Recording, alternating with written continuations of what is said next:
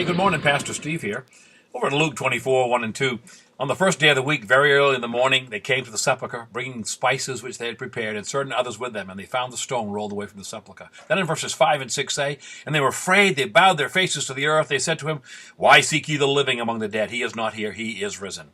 I remember the story of a Sunday school teacher who was asking her children questions in class, and the teacher asked the children, And what is Christmas? And it was quiet. Then little Susie finally said, That's when Jesus was born, teacher. Oh, the teacher, very good, Susie, and she went on, What is Good Friday?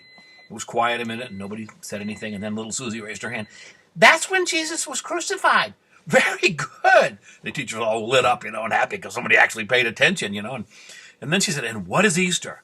No one stirred again, and then little Susie raised her hand again, and teacher was as proud as she could be, and Susie said, It's when Jesus was raised from the dead. And before the teacher could gush anymore, the little girl continued, And if he doesn't see his shadow, he has to go back for 6 more weeks.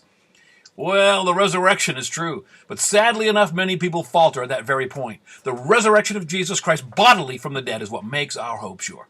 You may know the facts, more or less, about the birth, the death, the burial of Christ, but if you do not believe in your heart that God has raised him from the dead, your faith is empty. Romans 10, 9 and 10, if you confess with your mouth the Lord Jesus and believe in your heart that God raised him from the dead, you will be saved. So, on this Groundhog's Day, don't confuse the facts of the resurrection with the fantasy of the groundhog. The most important thing you can do is believe in him and his finished work, and you too will rise. You don't have to go back. You ponder that, Pastor Steve.